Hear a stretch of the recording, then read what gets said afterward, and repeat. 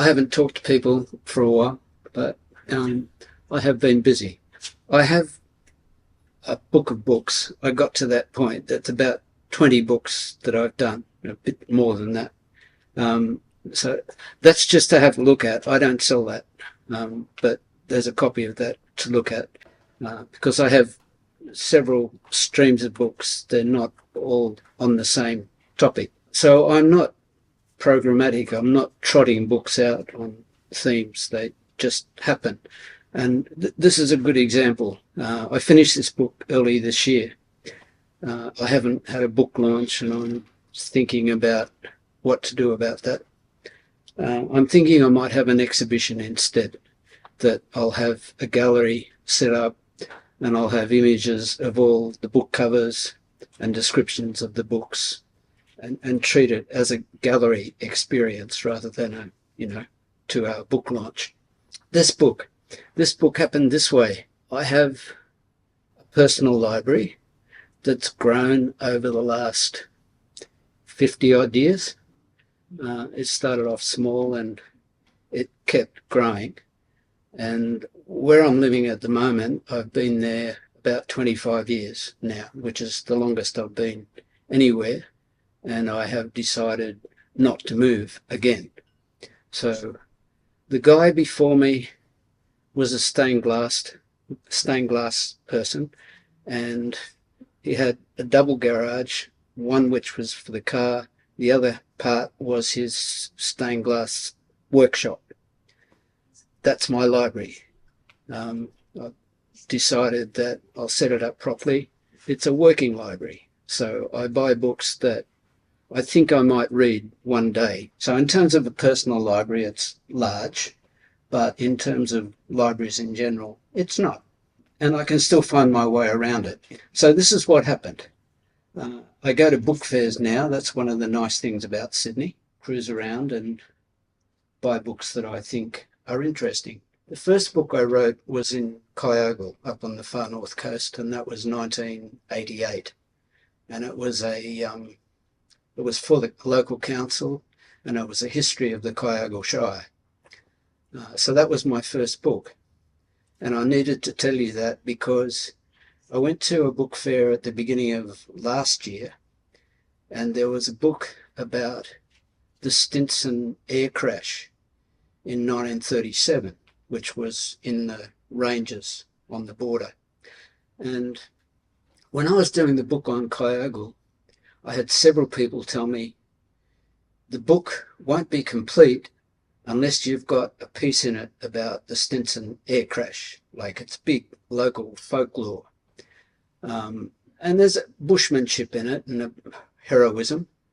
And Bernard O'Reilly, who had the idea that he knew where the plane had crashed. It had crashed in fog and nobody knew where, and it could have been anywhere down to Newcastle.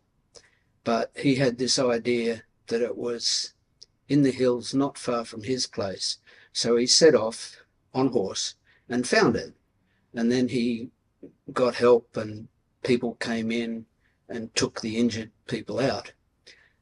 So I love the story, and someone took me out for the day and we went up to O'Reilly's chalet, I suppose, in the mountains and met Bernard O'Reilly, who was quite old. So there I was at the book fair last year, and there was Bernard O'Reilly's book, which I hadn't had at the time. I made that story up from newspaper articles and people I talked to. But here was his book, and I thought, that's fabulous. And then I found 2 other books that I had only acquired fairly recently. And then I thought, that's interesting. I've come home and I've seen 3 books that are in my library, or should have been in my library.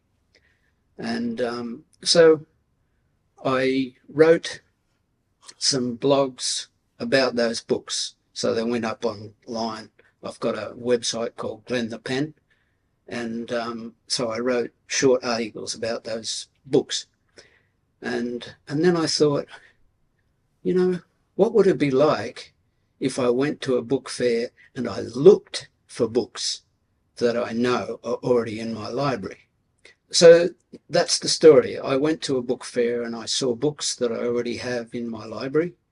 And then I decided to take it on as a quest. What happens if I go to a book fair looking for books that I already own? Over several book fairs, 4 or 5, around Sydney, I found nearly 40 books. And I'm thinking, this is a bit bizarre, because why would they turn up again? You know, like, life's about what's interesting. And so what was interesting to me is the books that turned up. So the first one concerned the history of Kyogle. And then I wrote another book called Future, which was really about the history of humanity and whether we have a future, and spirituality and ancient civilizations, all the things we don't understand. And the book Future was about that. But when I was preparing for that, I looked for books that were about the history of humanity. And there were, over the 20th century, there were a few pretty interesting books that were about that. And I thought, well, what are their assumptions and what do they think the history of humanity is about? That was my question. I don't think I answered it very satisfactorily, but it made a nice little book, and I'm thinking still about what I would do about that if I write something more on that. There were books on self-development, there were books on beliefs. These are books that I had, and some of them I acquired nearly 50 years ago. So they went back a long time, and some of them were only recently. So, question, why do people go to book fairs? This is the Hornsby one, and you can see it's in a large school hall. There are a lot of people there. There are a lot of people who work behind the scenes, who gather the books, who sort them into categories. The suspicious book fairs are the ones that just have a non-fiction section. That is just really not good enough. You have to have categories to give people some chance to find something interesting. There's some of the books that I found. You can't really see them. That's meant to be teasing. So I just thought I'd show you that. But these are some of the covers. So People Making, the one on the top left, is by Virginia Satir. And I got that probably around 1972.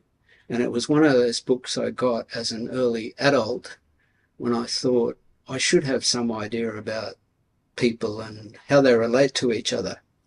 Then much more recent, Alain Botton, I think de Botton, who wrote a book about the pleasures and sorrows of work. There were different aspects of these books, because in the book that I wrote, there's a chapter on each of these books. And the one about Alain de Botton's book was interesting because of the furor that was caused in the wake of its publication. He'd written quite a few books on different subjects. He was like a journalist who'd pick a topic and research it and write a book about it. And he did a book on work, and there was a blog writer in America who castigated him for the book and said it was just trash. And why would anybody bother to write such a book? Which I thought was pretty humorous, because you don't have to read books, you know. And if you didn't like the topic of the book, don't read it, you know. There are plenty more. So I thought that was interesting, because Alain de Botton bought into the argument and got really upset. So I thought, well, this is interesting, and I wrote about that debate, which was really base. It was really vindictive. So there were different aspects of these books that I thought was interesting to me.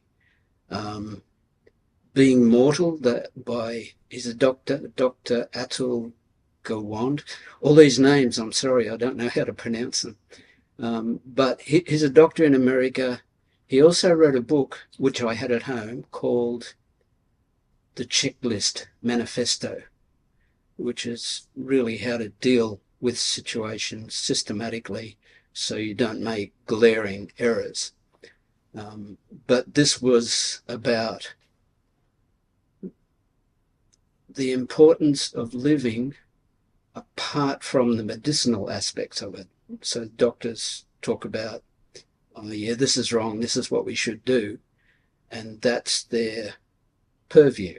They're interested in that. But basically people are interested in living. They're not really interested in what condition they have. The importance of life is not really about the medicinal aspects. So I love that book. Most of these books I loved because they were throwing up aspects of life that are not really explained by theory. Sinning Across Spain, I found that because I bought it because the lady who wrote it appeared at a book festival up at St Albans just before COVID. And I thought, this is a ridiculous name for a book. And it was, because it was actually the opposite of the truth. She went to Spain to walk the San Camino trail. Yes, a lot of people know it, which I didn't know much about. But she advertised to her friends in Melbourne and said, I'm going to walk the San Camino trail and I want you to sponsor me, but in return, I will carry your sins with me. I thought, that's pretty crazy. But you can do something with that, like there's a concept there. And when she was on the walk, she would email back and say what was happening on the walk. And all those thoughts of her friends, which were things they had done that they thought were questionable or that they knew that they were wrong and they were sorry for, came into her mind. And she wrote emails back that were really responses to their questions and issues. And it was a really lovely book, and she spoke really nicely at the book fair. So I was really delighted to come across that book again. Sagaland I bought out of guilt myself because I had bought the book when it first came out. It's Richard Glover, and he was friends with a person from Iceland, and I think Iceland is one of the really interesting places on earth. And so I bought the book and I hadn't read it. So this is years later and I see the book again. I didn't buy it because I already had it, but I walked around with my phone and took photos of all the covers.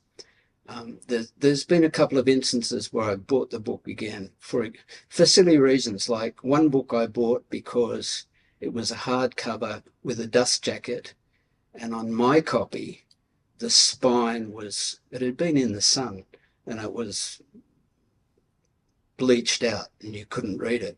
And the copy at the book fair looked like new. So for $4, it was worth it, wasn't it?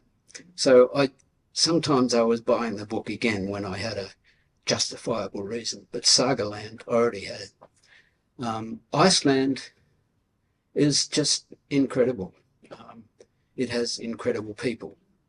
And like, who thinks about Iceland? Well, I reckon we all do occasionally, because it's a funny kind of place, It has a rock group called Sigur Rós, who has a singer that you can't say he sings falsetto because he never sings anything else, like falsetto's about an offset, a normal voice, and falsetto. But this guy always sings up there. And they're a big thing in Iceland. There was even, I saw on YouTube, a Disneyland orchestra playing with Sigur Rós. And it was strange and lovely. And it's called Sagaland, the book, because Iceland people have myths, which are the most strange things.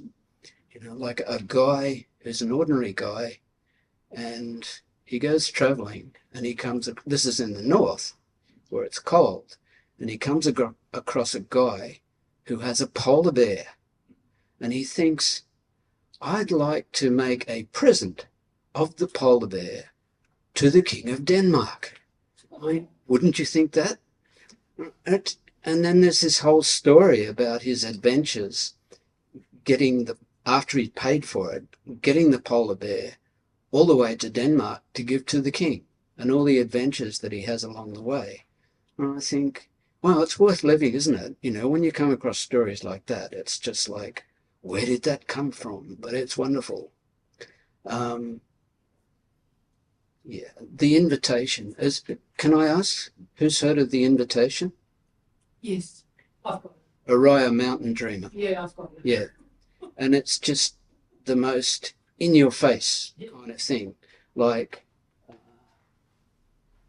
it doesn't interest me what you do for a living. I want to know what you ache for. I think, wow, I have been touched already, you know. And it was something that she wrote. She used to run workshops, like personal development workshops. And then she wrote that as something to give to the people in her workshops. And then a few years later, somebody from South Africa said, I have come across The Invitation and I'm wondering whether I can use it. And then someone else asked her, I've come across The Invitation and I've written a book and I want to use that at the front of the book. And then a publisher said to her, you have to write the book.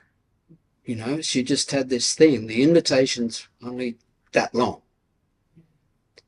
And the publisher said, you have to write the book. That's the book. I've bought this book probably 3 or 4 times because some books in my library, if somebody comes and I think, yeah, this would be good, I will give it to them and go and buy another copy. It's one of those books. You can see all the different themes that I ended up playing with. This wasn't one track. There were books on all sorts of themes. Down the bottom right-hand side is 488 Rules for Life. I don't usually buy humour, but most of her humour is serious. So she was good fun. The other one that I want to talk about before I get to the end, because I'm being very selective here. There were nearly 40 books, and there's a chapter on each book in the book. Dark Emu, I should talk about that. There were 3 books that I bought on Indigenous knowledge, and Dark Emu was pretty cool. I'm a bit slow on some things. Dark Emu is the idea that in the sky, in the southern sky, there's a dark space that makes the shape of an emu. And I had never thought about the dark spaces in the sky. You know, like how slow can you be? I was aware that there are constellations, and so I was aware of that. But in Aboriginal lore, there's this idea that there's a dark emu as a shape in the sky. And I thought that was incredible. And the other one that's not shown here is Sand Talk by, I won't try and say his name. It's recent, I think 2017. But Sand Talk is not about events. It's about how Aboriginals think. And there's about 10 themes in the book. And that's one of the most revolutionary things that I've read, is about how Aboriginals think. And I know it's a bit presumptuous for him to talk about as a generic how Aboriginals think, but there's something in it, and there is something generic. So there were 3 books. There was Stan Grant. I found all of these at the same book fair. Stan Grant, Talking to My Country, Dark Emu by Bruce Pascoe, and Sand Talk by the guy whose name I find trouble pronouncing. Apologies. It was a question for me of, okay, I've found 40 books. that I already have. And why did they turn up again? You know, like one turned up from 50 years ago. I think I'm not even interested in that anymore. But the question is, if I went back to that book, what would I think now?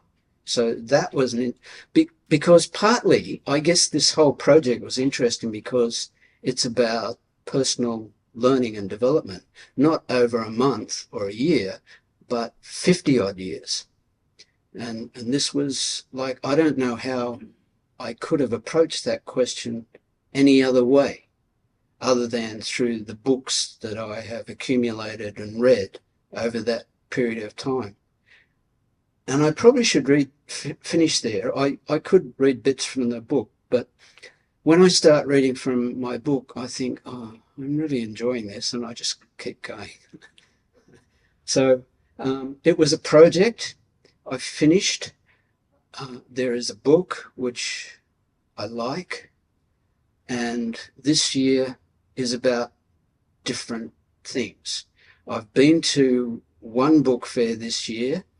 I did not look for books that I already owned, and I only noticed a couple, and I thought I can pass over them, you know. This year I spent most of my time talking about or researching a German who married into my family in 1939 in Sydney. And it was the most extraordinary story. And I want to talk about that next time, Lindsay, because I've just finished, and in a couple of weeks' time, I should have my first draft copy of the book. So I want to talk about that. And the other thing that I just want to mention in finishing is that my next project goes back to my first book, which was The History of Kyogle. I had to research and write that book within 12 months, which is pretty crazy. I'm still kind of happy with it, although now with the internet you would do it differently. But I still like that book. One of the things that I came across several times while I was writing that book was Mary Bundock. The first family in Kyogle was the Bundock family, 1842, settled at Wyangaree. That was in the days of the stations. And they were a lovely family. They were kind of aristocratic, I suppose, but good humans. And Mary was born in the Hunter Valley, but she moved to Wyangaree when she was 6 months old. She lived most of her life at Wyangaree, and the family were good friends with the local Aborigines. I know this is strange, but that's absolutely what it looks like. And Mary was good friends with the local Aborigines, especially the women. And she was friends with a professor in Sydney who would occasionally ask her, could you get the Aboriginal women to make some things for the museum? And I went to the Australian Museum a few weeks ago, and there are a couple of those items on display. And I think she's the most wonderful woman, and I think she deserves a book. So the projects go on. Thank you very much.